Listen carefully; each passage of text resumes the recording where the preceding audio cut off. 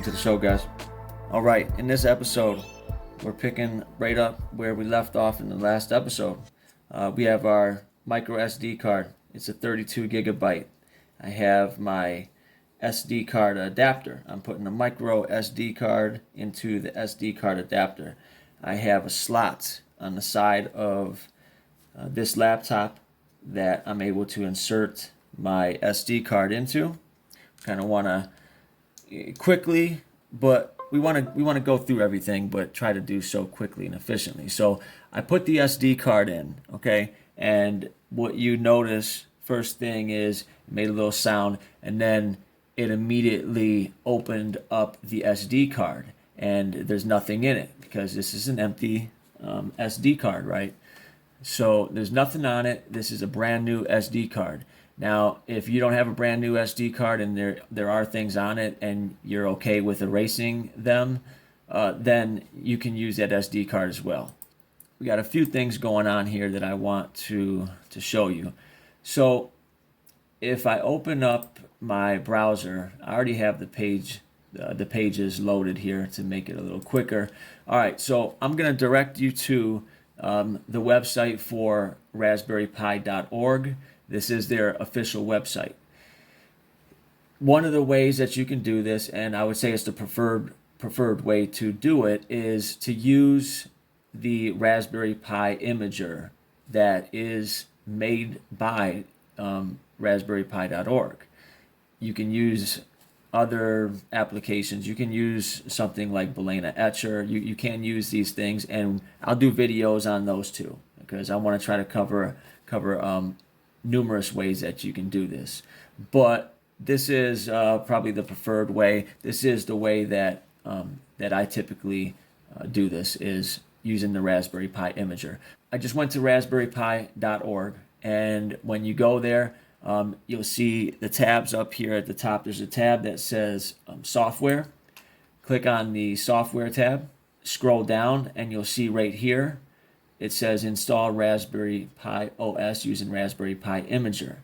Okay, there's a button right here, and it says download for Windows. If you don't already have this on your Windows computer, this is how you would get it.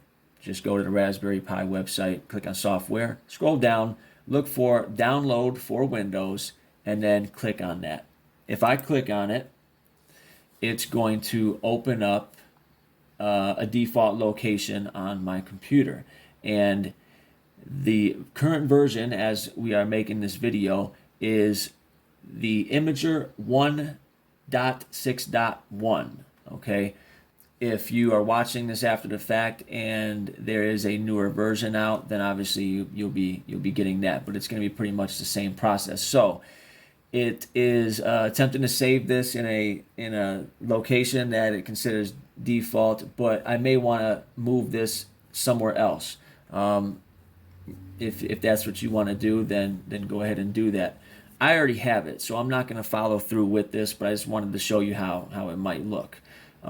You could even change the name of it if you wanted to, but I like to keep it the same because I want to know. I don't want to get confused when I have different versions or when I'm trying to get a newer version. So I keep it the way it is, so I know what version that it is saved under. So you would just click save and save it to this location or wherever location that you choose to. Open it back up, or you could right click it and you would see something that says run as administrator, and then click on that, and it's going to take care of the install for you, and it's pretty straightforward. Okay, one of the things that I like to do is I like to pin the applications that I use most. I like to pin them to the taskbar that is down at the lower of the screen here. So I do have it pinned to the taskbar down here. If I go down here and I click on it, you see that it makes this noise. This screen pops up. It says, do you want to allow this app to make changes to your device? Yes, you do. So there's nothing wrong with this. There's nothing bad happening. This is what is going to pop up every time you go to open up the Raspberry Pi imager. So we're going to click on yes, and It's going to open it up. I'm going to actually split my screen so that I can have both applications open and visible. We're waiting for it to pop up. I can see it starting to pop up. Okay, so here it is. All right, this is what it looks like. This is the Raspberry Pi imager right here, and it's actually a very nice little piece of software. You see on the left hand side here, there's a tab that says operating system, and then it says choose OS. Okay, if I click on this, it brings up this menu. Okay, there are multiple operating systems that you can find here. The Raspberry Pi OS, which is the main one. This is what we're going to be dealing with right here. But if I go right here, it says Raspberry Pi OS other Raspberry Pi OS based images, and I click on that.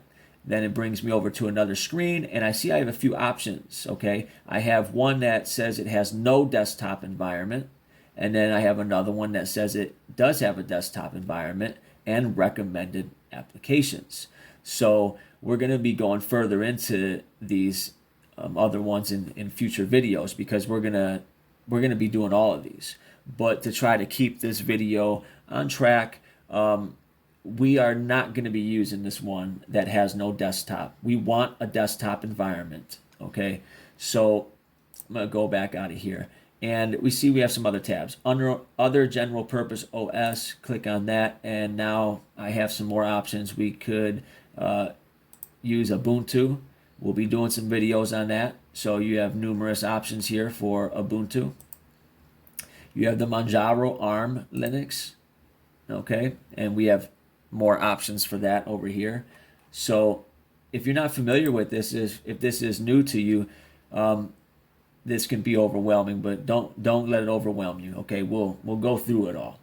But you have a lot of options here. You have RISC OS Pi. You have a lot of options, and some of these, the choices have to do with are you installing this on a Raspberry Pi 4 or a Raspberry Pi 3 or Raspberry Pi 0, etc. You have the Kodi Media Player, and you have options. Okay, you have one down here that's in Russian. You have emulators for games. Okay, so I'm not going to go into every one of these. You see, there's a lot of options here. Okay, but what we're going to be dealing with in this particular video and in this series is, I'm going to go over here to the right side and pull this page up. Okay, this is also on the raspberrypi.org website. So we're going to be dealing with this one in the middle, Raspberry Pi OS with desktop. So it has a desktop environment, but it's not the full desktop environment. Okay, and the reason why I'm doing that is because, well, for one, this is typically the one that I choose. I don't want the full desktop. If you don't need something, then don't get it. You're going to learn that with Linux. You want to simplify it a little bit. If there's something that you don't need, then don't use it. Don't get it, because that's just one more. It's taking up space. It's something else that is expanding your potential attack surface. So what I'm going to do is I'm going to go with the one in the middle that has a desktop and it has applications, but it doesn't have all the applications that come with the full desktop. And then what I'm going to do is I'm going to customize it, and I'm going to download more applications onto this desktop, but ones specifically that I want, that I'm interested in, more than some of the ones that would have came with the full desktop. Okay, so coming back over to the Raspberry Pi imager, this is what you would do. You have your micro SD card inserted into the computer. You click on Choose OS. We're gonna go with the one up here at the top, the Raspberry Pi OS 32-bit. You click on that, and then you can see now this has changed, and now it says Raspberry Pi OS 32-bit. So we took care of that. Now you go over to this next tab. It says Storage. Choose Storage. If I click on that, well, it's only giving me one option. I have one option. That option is for the SD card that I have inserted into the laptop. It's a 32 gigabyte. I see here it says 31. But if you have multiple USB drives and whatnot plugged in at the same time, then yeah, just be conscious of which one it is that you're choosing. So I only have that SD card in. That's it. There's only one option. So I click on that, and now this has changed, and now it's saying SD or SDHC card. And that's it. That's it. It's not hard. So we took care of the operating system, we took care of the storage, and then we just click on the right tab.